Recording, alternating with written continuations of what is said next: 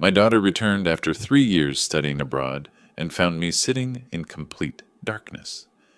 Dad, why is there no food anywhere?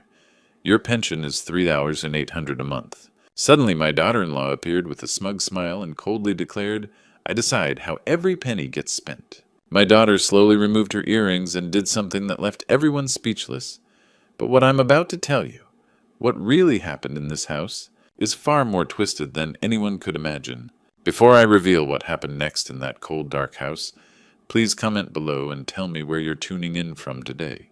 My name is Holden Sinclair. I'm 72 years old and I live in Portland, Oregon. My wife passed away 5 years ago, leaving me with 2 children, Selah, who went to study abroad in Europe 3 years ago, and Tristan, who married Arabella 2 years back. I receive a monthly pension of $3,800 for my 30 years of work, and during Selah's absence, Tristan and Arabella had been taking care of me. I wasn't expecting her that Tuesday afternoon in February. The doorbell rang twice sharp and insistent, cutting through the silence of my cold house. I pulled the thin blanket tighter around my shoulders as I shuffled to the front door, my slippers barely making a sound on the hardwood floor. Dad!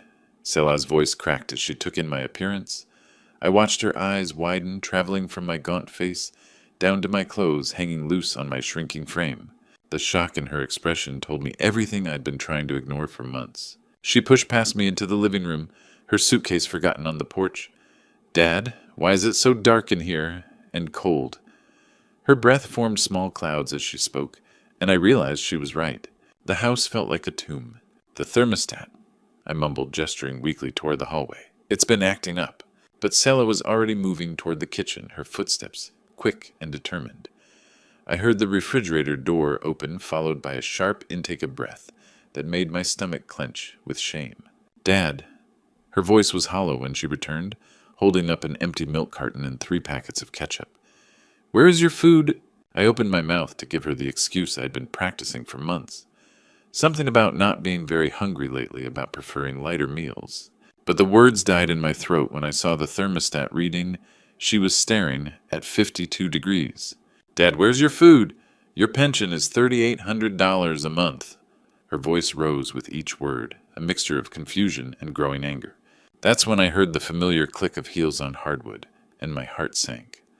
Arabella appeared in the kitchen doorway, perfectly dressed, and wearing that smile I'd grown to fear, the smile that never reached her eyes. Is there a problem? She asked, her voice syrupy sweet, as she looked from Selah to me, then back to Selah.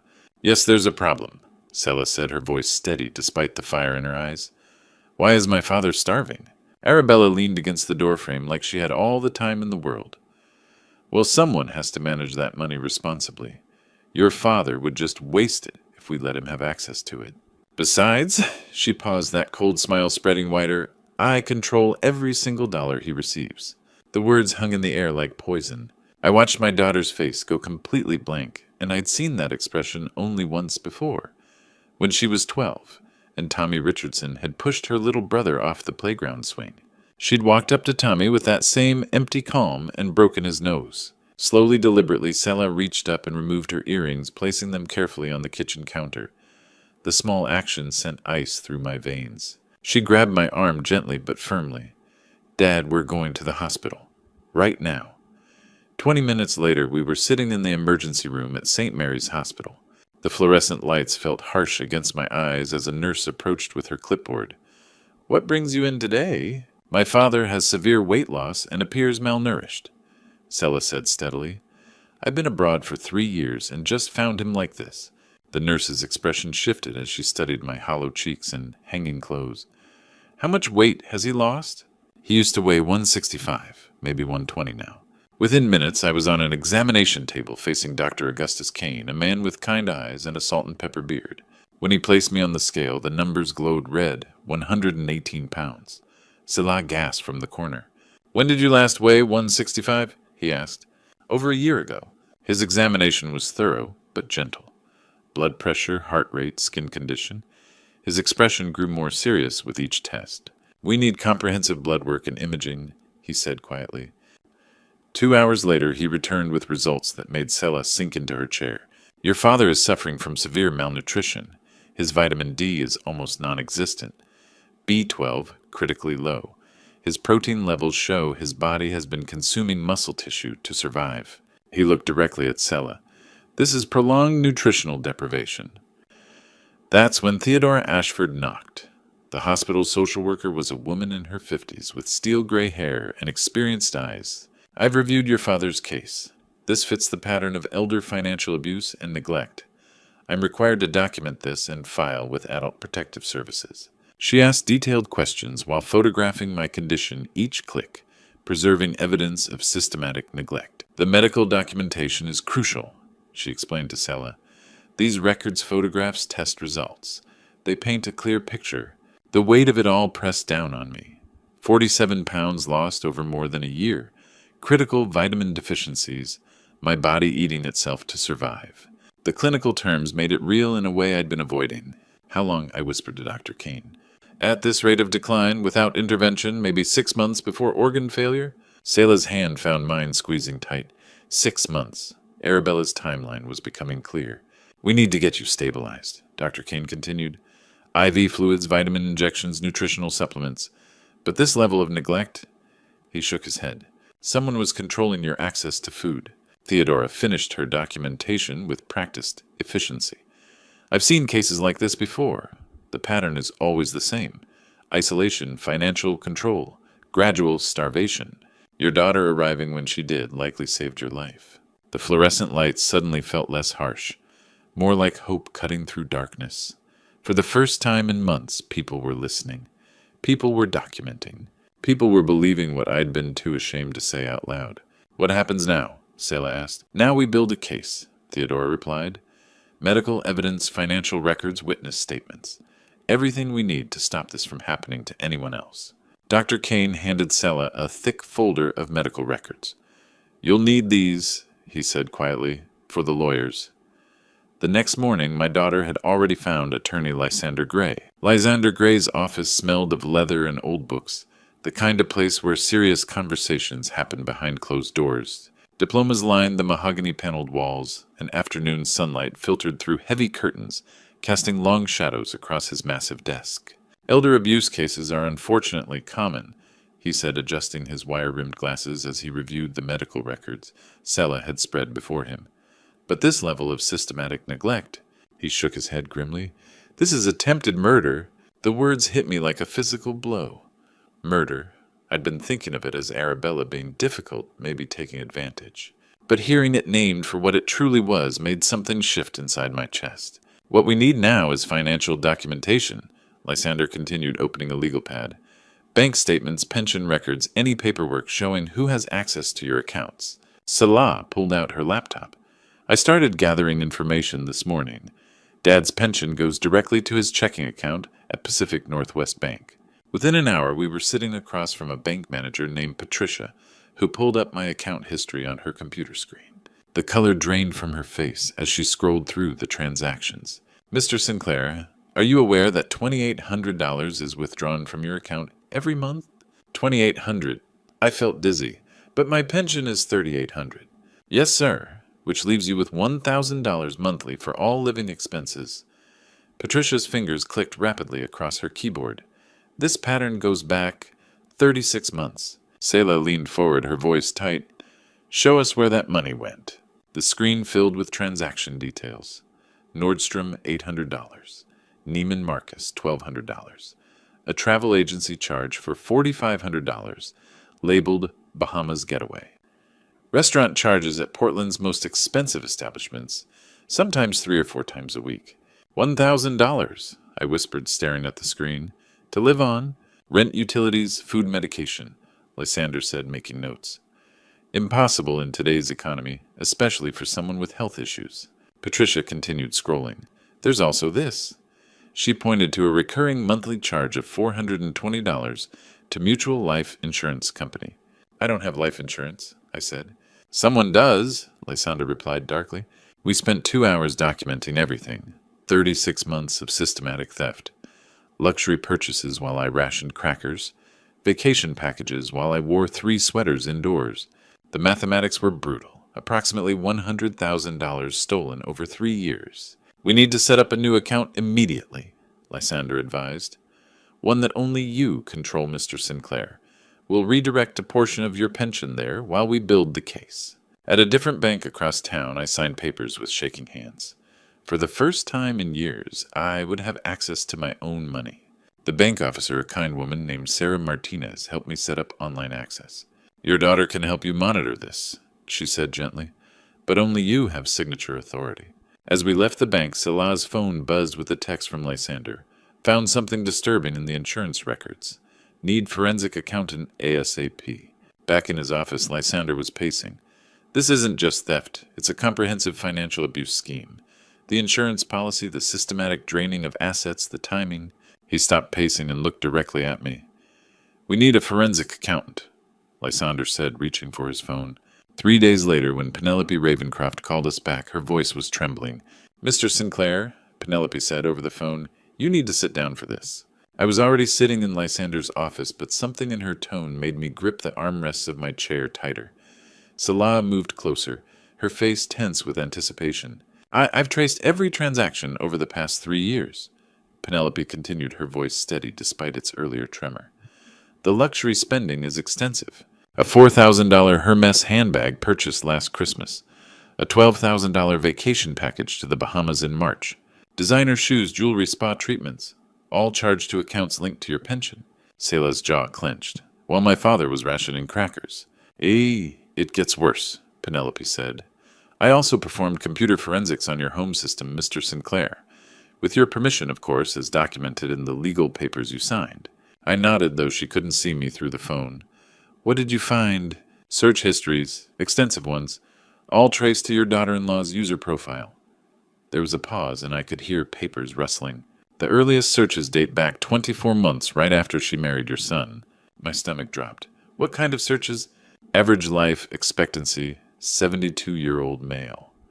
That was her first query, then factors affecting elderly mortality rates. How long does malnutrition take to cause death in seniors? Oregon inheritance laws surviving spouse versus children. The room felt like it was spinning. Selah's hand found mine, squeezing so tight it almost hurt. There's more, Penelope continued relentlessly. Natural causes of death, elderly men. How to avoid suspicion, elderly death. Inheritance distribution, timeline, Oregon. Signs of starvation versus natural decline. Jesus Christ, Lysander whispered. The search frequency increased dramatically starting 6 months ago. Accelerating weight loss, elderly. Vitamin deficiency, death timeline. When to expect inheritance after elderly death. The most recent search was 3 days before your daughter's return. How long before body, discovered elderly living alone. I couldn't breathe. The office walls seemed to be closing in around me. Arabella hadn't just been stealing my money. She'd been researching how to kill me. She was planning this, Salah said, her voice hollow with shock. She was literally waiting for you to die. The pattern is clear, Penelope explained. Financial isolation first, then nutritional deprivation, while simultaneously researching inheritance laws and death timelines. This wasn't neglect, Mr. Sinclair. This was premeditated. Lysander was scribbling notes furiously. Can you document all of this? Screenshots, timestamps, everything? Already done. I've also cross-referenced the search dates with your bank withdrawals, Mr. Sinclair. The luxury purchases increased in direct correlation with the mortality research. The more she learned about killing you, the more of your money she spent. My hands were shaking so badly I could barely hold the phone. How long did she think it would take? Based on her research queries, she was expecting you to die within 6 to 8 months of reaching your current weight. Her searches about body discovery timelines suggest she was planning to claim she hadn't heard from you in several days when she eventually found you. The silence in the office was deafening. 3 people processing the reality that someone had been methodically planning my murder while living in my house, eating food bought with my money, smiling at family dinners. There's one more thing, Penelope said quietly. I found deleted emails between her and someone at Mutual Life Insurance discussing policy payouts and required waiting periods after death. The search history made my blood run cold, but what Lysander discovered the following week was even more terrifying. He called us into his office with an expression I'd never seen before. And I found something, Lysander said, sliding a document across his desk. And it changes everything. The paper felt heavy in my hands. Mutual Life Insurance Company, term life insurance policy. My name is the insured party. Coverage amount, $750,000. I don't have life insurance, I whispered. You do now, Lysander replied grimly. Someone took one out on you. Selah read over my shoulder. Beneficiary Arabella Marie Sinclair, primary and sole. Her voice turned ice cold. When was this issued? 18 months ago. Look at the signature. He placed a magnifying glass over my supposed signature. Even I could see it was wrong. The letters were too angular, too practiced, but imperfect. Forgery, I said, hands shaking. Professional forgery, but forgery nonetheless. I've sent copies to a handwriting expert. Selah was calculating in her head. 18 months ago. Dad, when did you start losing weight? I thought back to when food became scarce. Around then, maybe a little before. She took out life insurance and then started starving you, Selah said flatly. This was a murder plot. Lysander nodded. The timeline is damning. Policy issued September 2 years ago. Your health decline began that winter. She was creating conditions for your death while ensuring she'd profit. $750,000. She'd been planning to collect it by killing me slowly. The monthly premium is $420. Lysander continued, automatically deducted from your account. She used your money to pay for the policy that would pay out when you died. How is that legal? Selah demanded. It's not. Insurance fraud, forgery, elder abuse, attempted murder, multiple felonies. I've contacted the district attorney and the insurance fraud division. The room felt surreal. Someone had forged my signature, stolen my money, researched my death, and bought insurance betting on my demise. All while living in my house, calling me Dad. There's more, Lysander said quietly. Penelope found correspondence between Arabella and the insurance company about beneficiary claims. She was asking about required documentation payout timelines, whether autopsy would be required for someone your age. She planned every detail, I said, feeling numb, right down to funeral arrangements. We found searches for cremation costs Oregon and estate settlement timeline. She wasn't just waiting for you to die, Mr. Sinclair. She was orchestrating it. Selah stood abruptly pacing to the window. When she turned back, her face showed the determination I remembered from her childhood. The same look when facing playground bullies. The evidence was overwhelming. Financial theft computer searches about my death, forged insurance documents, systematic starvation. Arabella hadn't just been stealing from me. She'd been methodically planning my murder, while using my own money to fund both her lifestyle and the insurance policy that would make her rich when I died. The premium payments proved premeditation, Lysander explained. Every month for 18 months she paid $420 of your money, betting you'd die soon enough to make it profitable. I stared at the forged signature again, my name written in someone else's hand, signing away my life. We have everything we need, Selah said, her voice steady as steel. It's time to confront them. She arranged the meeting for the following Saturday morning at her apartment. Saturday morning arrived gray and cold. Selah had prepared everything carefully. Her dining table was covered with documents, medical records, bank statements, insurance policies, computer printouts. She'd arranged them like evidence in a courtroom, each piece of paper telling part of the story of my systematic destruction. They'll be here in 10 minutes, she said, checking her watch. Dad, are you ready for this? I wasn't sure anyone could be ready to confront their own attempted murder, but I nodded anyway. My hands were steadier than they'd been in months. Having the truth documented, having people believe me, had given me strength I'd forgotten I possessed. The knock came at exactly 10 o'clock. Selah opened the door to reveal Tristan and Arabella, both dressed as if attending a business meeting rather than a family intervention. What's this about? Arabella demanded, sweeping into the apartment with her usual confidence. Your dramatic phone call was rather vague. Sit down, Selah said simply. Arabella remained standing, arms crossed. I don't appreciate being summoned like... Sit down. Selah's voice carried an authority that made even Arabella comply. Tristan took the chair beside his wife, looking uncomfortable. Selah, if this is about Dad's care, we can discuss... This is about attempted murder, Selah interrupted. The words hung in the air like a physical presence. Arabella's face went pale, then flushed red with indignation. That's ridiculous, she sputtered. How dare you accuse... Selah placed the first document in front of them. Dad's medical records from last week. Severe malnutrition. 47 pounds lost. The doctor said 6 more months, and he'd be dead. That's not our fault if he won't eat properly. The bank statements came next. $100,000 stolen over 3 years. Designer handbags, luxury vacations, expensive restaurants, all while Dad was eating crackers and rice. Arabella's eyes darted between the papers, her confidence cracking. I managed his money responsibly.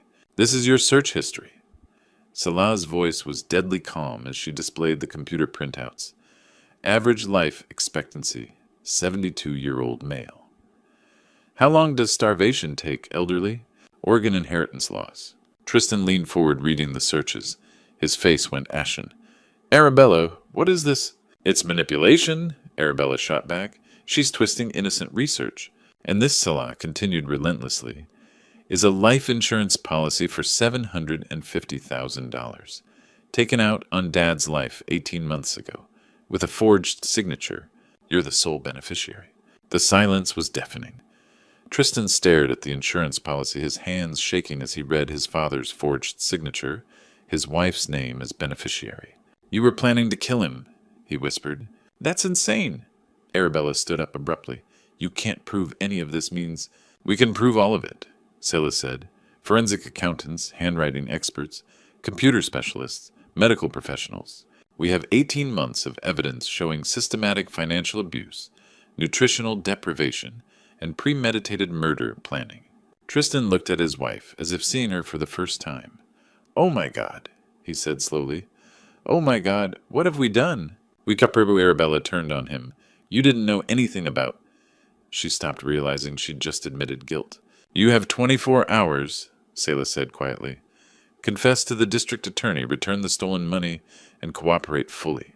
Or face criminal prosecution for attempted murder, insurance fraud, elder abuse, and financial exploitation. Arabella's mask finally slipped completely. You little bitch, she snarled. You think you can just waltz back here after 3 years and...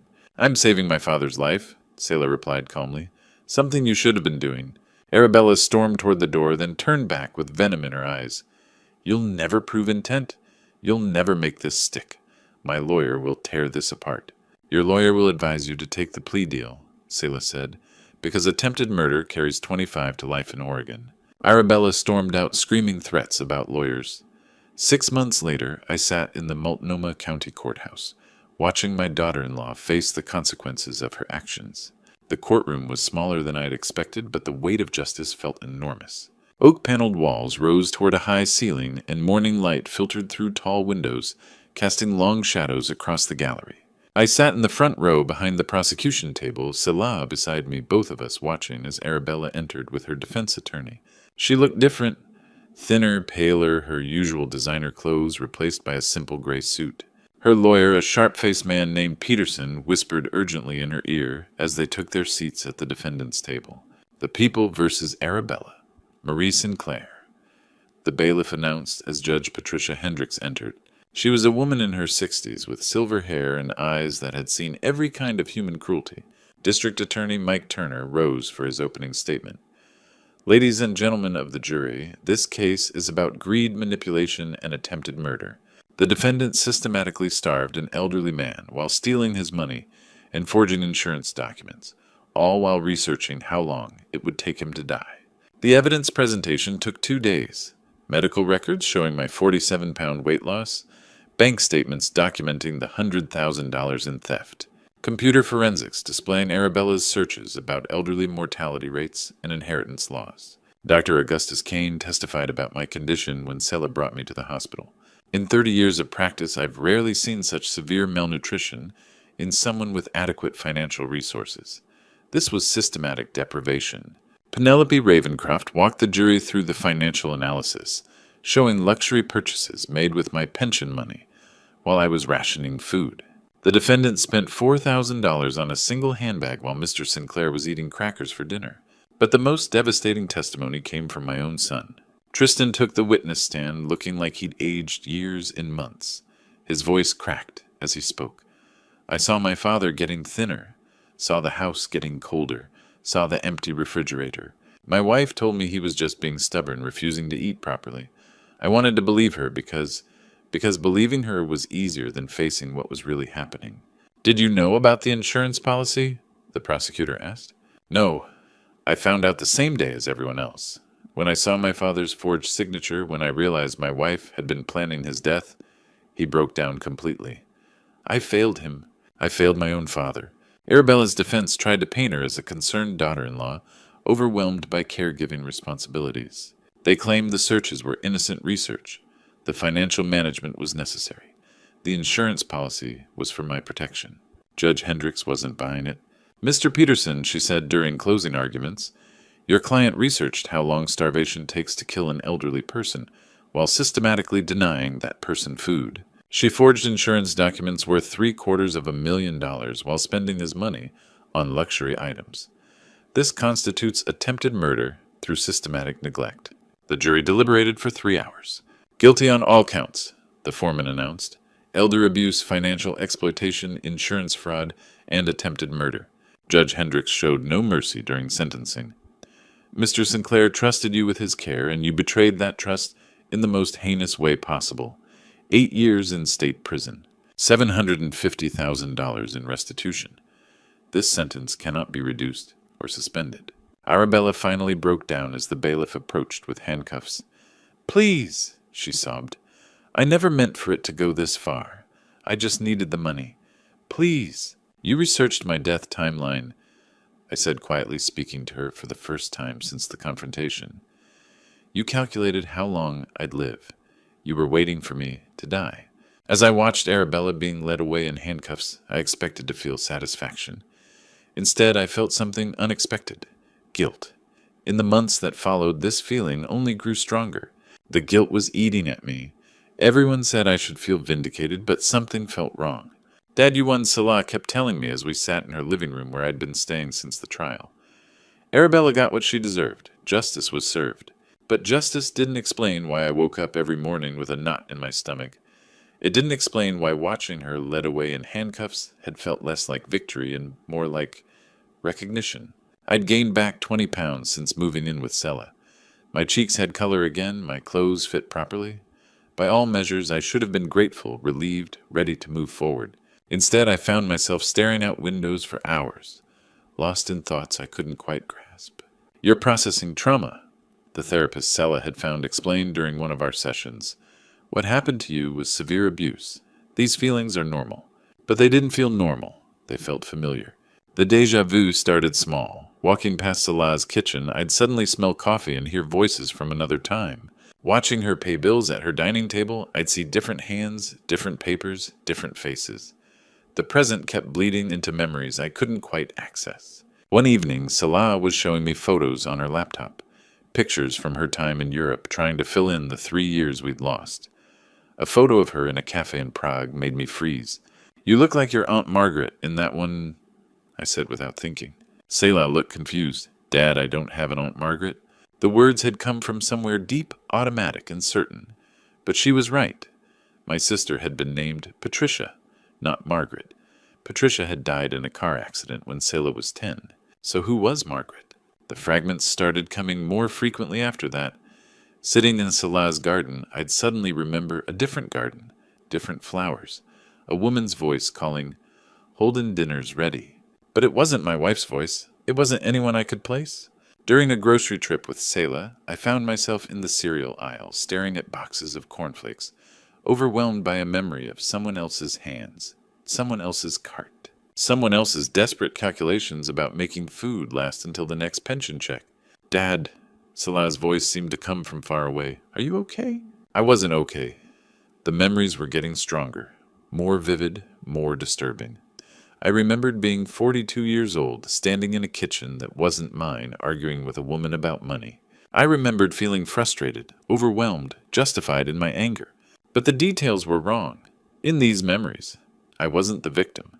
I wasn't the one being starved, being controlled, being systematically destroyed. In these memories, I need to go home, I told Salah that night. You are home, Dad. You're staying here with me. No, I said the words coming from a place I didn't understand. I need to go to Sunset Manor. Salah looked stricken. Dad, that's a nursing home. You don't need... I live there, I said quietly, the certainty settling over me like a shroud. I've always lived there. The memories became clearer each day, until finally sitting alone in my room at Sunset Manor Care Facility, I remembered the horrible truth about who I really am. I need to tell you the truth. I'm not living with Selah. I haven't seen my daughter in 3 years. I'm sitting in room 247 at Sunset Manor Care Facility in Portland, Oregon. I've been here 18 months. Through my window, I see visitors coming to see their elderly relatives. No one visits me. Salah never existed. My daughter's name was Margaret, and she died in a car accident 35 years ago at 22. She never went to Europe. She never saved anyone. The story I told you about the loving daughter rescuing her father, that was the story I wished had happened. That was my guilt, creating a fantasy to cope with what I actually did. 30 years ago, I was the son. I was Tristan. My father, Harold, was 72 when my wife, Linda, and I moved in to care for him. He received $2,800 monthly. Linda convinced me he was becoming senile, couldn't manage finances, needed our help. We controlled every dollar. We took his car keys. We isolated him from friends. We fed him scraps while we ate well. We kept the house cold to save money we spent on ourselves. I watched my father waste away from 165 to 118 pounds. I watched him wear 3 sweaters indoors because we wouldn't pay for heat. I watched him ration crackers while Linda bought expensive clothes with his money. When my sister Margaret came home from college and tried to intervene, I sided with my wife. I told Margaret she was being dramatic. I said Dad was fine, just aging. I chose my wife's lies over my father's life because believing lies was easier. Margaret died 3 months later, driving home from a lawyer's office where she'd been seeking help for Dad. She never got the chance to save him. My father died 6 months after that. Officially pneumonia, but really from systematic neglect, from starvation, from a broken heart. Linda inherited everything through a forged will. We moved to California with his money and never spoke of him again. Now, 30 years later, my son David does to me exactly what I did to my father. He controls my pension. He keeps me isolated here. He visits monthly to sign papers and collect checks. His wife Jessica researches life insurance and inheritance laws just like Linda did. The cycle continues. I told you this story because I see it everywhere. Adult children who convince themselves they're helping while stealing. Spouses who justify abuse as management. Families who choose convenience over conscience. I was never the victim. I was the perpetrator. The guilt I felt watching Arabella go to prison wasn't sympathy. It was recognition. I saw myself in her because I had been her. What goes around comes around. I'm telling this story not for sympathy, but as a warning. The cycle of abuse continues until someone chooses to break it. My father's dead. My sister's dead. My son learned from my example. I am exactly where I deserve to be. But maybe if you're listening to this, you can choose differently. You can be the one who breaks the cycle. You can choose love over greed, truth over convenience, protection over profit. It's never too late to ask for forgiveness and change, but it's also never too early to choose what's right. I've carried this burden for 30 years, and God knows I deserve every sleepless night. This true story isn't one of those heartwarming grandpa stories you usually hear. It's a confession, a warning, and hopefully a wake-up call. Don't be like me. Don't choose greed over love. Don't let pride blind you to the suffering you're causing. When God places elderly parents in your care, it's a sacred trust, not an opportunity for profit. I violated that trust, and I've spent 3 decades paying the price. The lesson from my life is simple but brutal. What you do to others will be done to you. The abuse I inflicted on my father came back to me through my own son. God's justice is perfect, even when it takes 30 years to arrive. But here's what I want you to understand from this true story. You still have a choice. Unlike the fictional grandpa stories that end with happy reunions, real life gives you chances to change course before it's too late. Choose compassion over convenience. Choose your parents' dignity over your financial gain. If my story sounds familiar, if you recognize yourself in my words, there's still time. God forgives, families can heal, and cycles can be broken, but only if you act now while your parents are still alive to receive your love instead of your neglect. If this story moved you or made you think about your own family relationships, please share it with someone who needs to hear it. Like and subscribe to our channel for more real stories that matter. Tell me in the comments, what would you do differently after hearing this?